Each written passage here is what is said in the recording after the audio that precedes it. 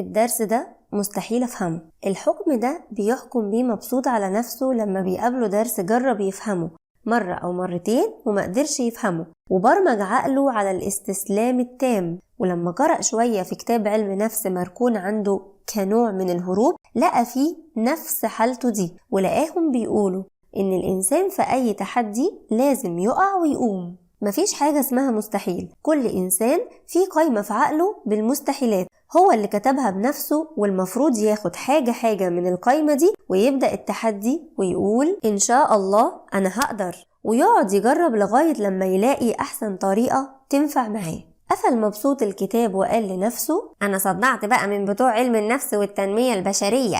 يا مبسوط اهرب من الضغوط وحلق فوق البيوت. نام مبسوط وشاف في الحلم كسرى فارس يزجرد الثاني وهو بيتجوز من بنته. الشيخ بلال جه وقال لمبسوط السلام عليكم يا مبسوط، أنا عارف إنك مستغرب إزاي أب يتجوز من بنته، لكن مع الأسف زواج المحارم كان منتشر بشكل كبير في الدولة الفارسية قبل البعثة النبوية، وكسرى فارس اللي انت شفت فرحه ده بعد لما اتجوز بنته قتلها بعد كده بشوية. واوعى تفتكر ان ده كان الطبيعي في المجتمعات في الوقت ده، لا، ده كان ضد الفطرة، وكان كل الشعوب بتعيب على أهل فارس موضوع زواج المحارم. المرة اللي فاتت حكينا عن الدولة الرومانية وقلنا انها كانت دولة ضخمة بتمتلك نصف الأرض تقريبا، والنهاردة هنروح لجهة الشرق للدولة الفارسية واللي كانت بتمتلك نصف العالم الآخر في الوقت ده. الرجل القوي في فارس كان بيدخل على أي بيت راجل ضعيف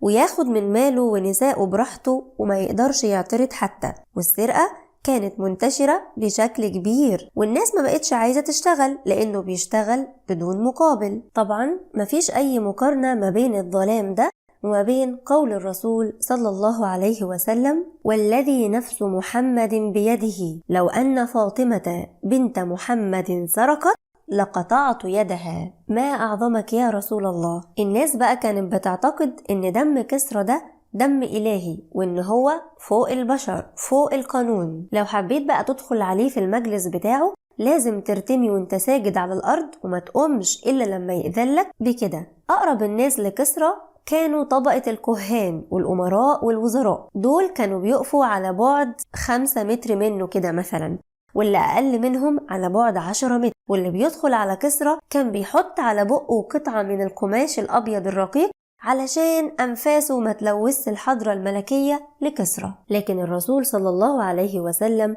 كان إذا استقبله الرجل صافحه لا ينزع يده حتى يكون هو الذي نزع، ولا يصرف وجهه عن وجهه حتى يكون الرجل هو الذي يصرفه. وده بيبين مدى تواضع الرسول صلى الله عليه وسلم اللي كان بيقعد معاه. كانت منتشرة عندهم عبادة النار بشكل كبير، بناء على كده اكتفوا بالزراعة والتجارة وكانوا بيحرموا الأعمال اللي بتتطلب النار. وقسموا الشعب ل7 طبقات، أعلاها طبقة الأكاسرة وأدناها طبقة الشعب اللي هي بتمثل أكتر من 90% من سكان فارس، عمال وفلاحون وتجار وجنود وعبيد. مع الأسف ما كانش ليهم أي حقوق. انتظرونا الحلقة القادمة مع حلم تاني من أحلام مبسوط.